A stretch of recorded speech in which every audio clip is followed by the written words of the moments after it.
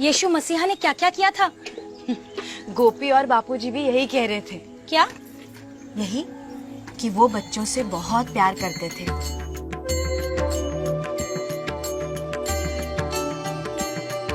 भूखों को भरपेट खाना खिलाते थे, सबका ख्याल रखते थे।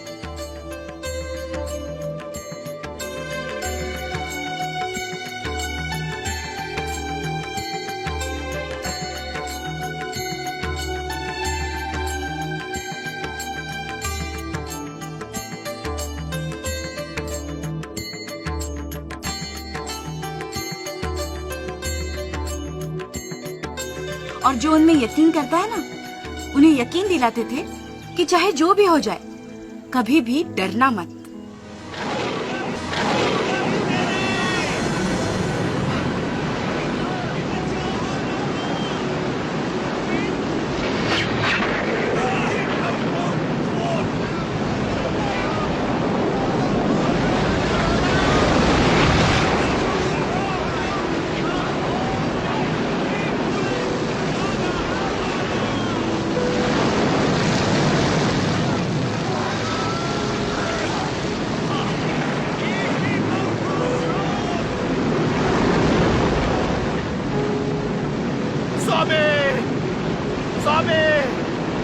प्रभु यीशु, हम नाश हुए जाते हैं, हमें लहरें घेर रही हैं, हम डूब जाएंगे, हमें बचाइए।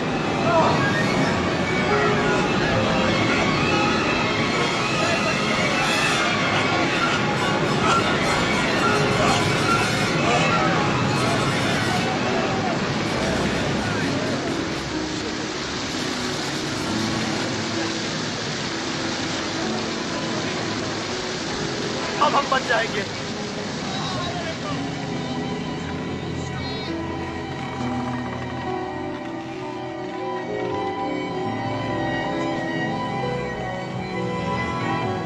गौरी, हाँ?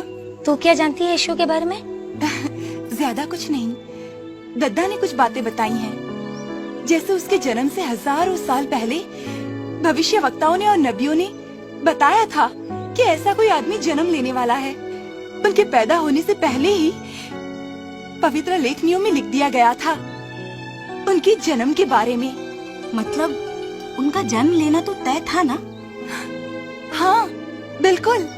और उस पिक्चर में उस विधवा के मरे हुए बेटे के बारे में जो दिखा था, वो देख के मैं तो हिल गई। कैसे उस मरे हुए बेटे को यीशु मसीह ने सबके सामने खड़ा कर दिया। मरा हुआ व्यक्ति एक विधवा का इकलौता पुत्र था। जब यीशु ने उस विधवा की तरफ देखा, उनका हृदय दया से भर उठा।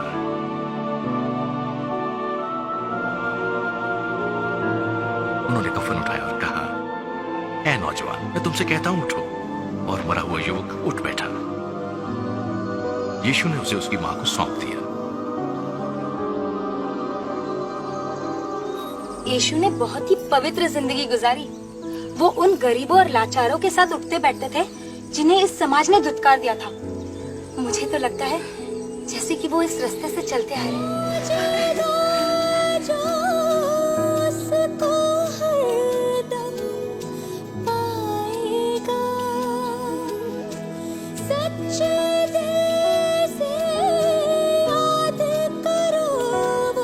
वो तो चमत्कारी था।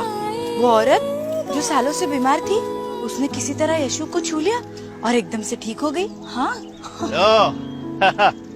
मिल गई फिर से तीनों लड़कियां। चलो चलो शुरू करो तुम्हारे बातों के फटकारे। बाबूजी, हम तो प्रताप के बारे में ही बात कर रहे थे। क्या उसके ठीक होने की कोई उम्मीद है?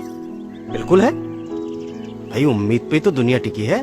बाबूजी, वो जो पिक्चर में दिखाया, क्या वो सब बातें सही हैं?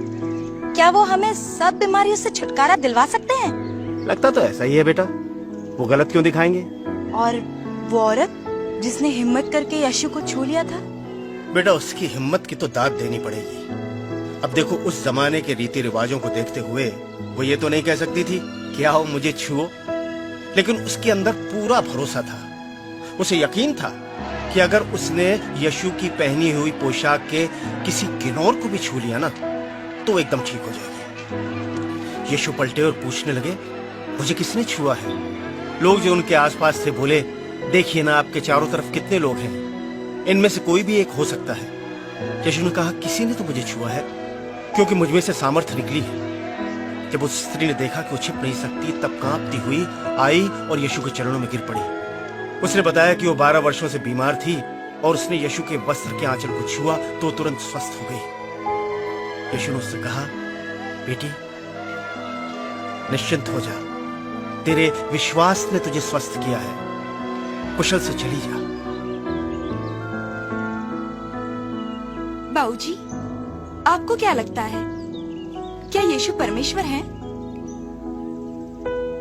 शुरू शुरू में तो मुझे ऐसा नहीं लगा, पर जितना ज्यादा मैंने यीशु को पढ़ा, उनके बारे में जाना, उतना ही ज्यादा मुझे उनसे प्यार होने लगा। उन्होंने कितने लोगों की मदद की, कितने चमत्कार किए। उनके चमत्कारों और उनकी बातों को जानकर ही मैं परमेश्वर को जान पाया, उस परमेश्वर को जिसने हमें बनाया, जिसने इस सारी दुनिया को बनाया। एक बात पूछूं बाबूजी? क्या इतनी सी बातें आपके लिए काफी थी?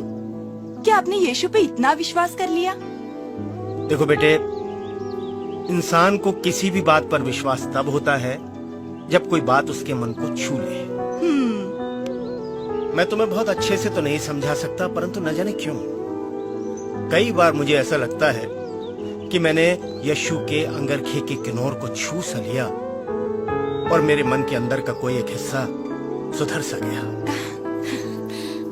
वैसे उस जमाने में और भी बहुत से सिद्ध महात्मा थे, किंतु यीशु सबसे अलग थे।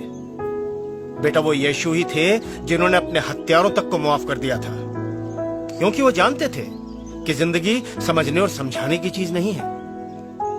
उन्होंने हमारे और परमेश्वर के बीच एक नया रिश्ता कायम कर दिया था, क्योंकि वो खुद ही परमेश्वर जो थे। अगर आज यीशु मसीह होते तो हमारे गांव में क्या क्या होता? बेटा, तुमसे किसने कहा कि वो नहीं है?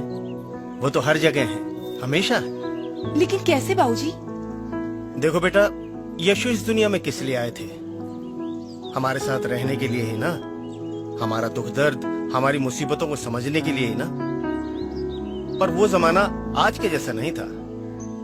उस वक्त गरीबी बहुत थी, मुट्ठी भर अमीर थे, वो लालची थे, कानून भी उन्हीं की सुनता था। गरीबों पर तो बस जुल्म ढाया जाता था, उन पर बोझा डाला जाता था। और ऐसे में यीशु ने जन्म लिया।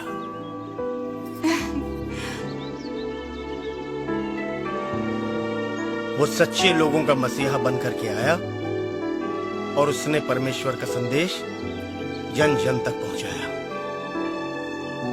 कहने को तो उन्होंने मौत को अपना लिया था, लेकिन वो फिर से जिंदा होकर के लौटे। अब तुम ही बताओ, अगर उनमें इतनी ताकत नहीं होती तो वो जिंदा होकर के कैसे लौटते? इसलिए वो कहीं नहीं गए। इसका मतलब क्रूस पर यीशु का मरना इस कहानी का मुख्य अंग है। बिल्कुल सही। उनके खून के बहने में ही मोक्ष है। जरा सोचो, कैसा लगा होगा परमेश्वर को वो सब करते हुए। ये मानना बड़ा मुश्किल है। हम अपनी औलाद को किसी और के लिए कुर्बान करना तो छोड़ो, किसी भी चीज के लिए कुर्बान नहीं कर सकते। मैं मानता हूँ वो आज भी हमारे बीच है। अगर वो आज मुझे मिल गए तो मैं उनसे कहूंगी कि प्रभु मेरे प्रताप को ठीक कर दे, मुझसे उसका दर्द देखा नहीं जाता। बाबूजी, यीशु हमारे प्रताप को ठीक कर सकते हैं ना? क्यों नहीं ठीक कर सकते? अच्छा, तुम लोगों ने उस पिक्चर में नहीं देखा कैसे उस लड़के पर भूतों ने कब्जा कर लिया था? बेचारा पछाड़ खा खा कर गिर रहा था। यीशु ने उसे देखा और देखते ही समझ गए कि उस पर शैतानों ने कब्जा कर लिया है। यीशु ने शैतानों से कहा, चलो भागो, निकलो यहाँ से, छोड़ो इसे। और सब के सब भाग गए।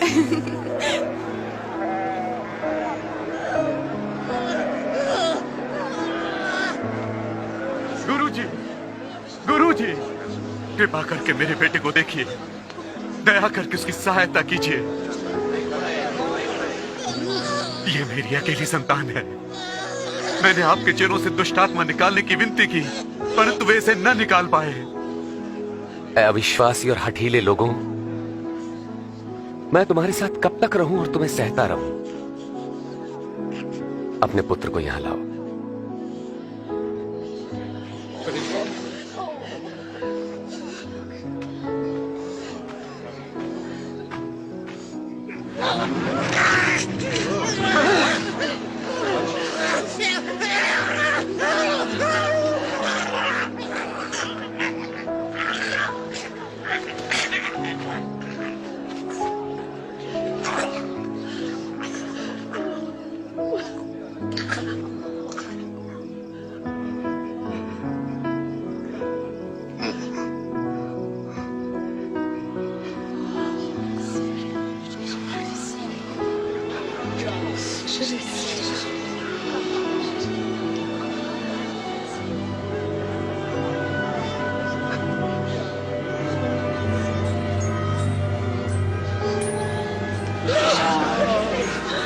अरे इसका चेहरा भी ठीक हो गया।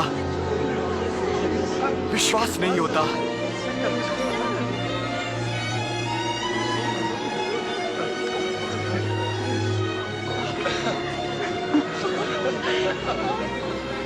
अब तुम्हें बताओ, जब यशु वो सब कर सकते हैं तो क्या वो हमारे प्रताप को ठीक नहीं कर सकते? ऐसी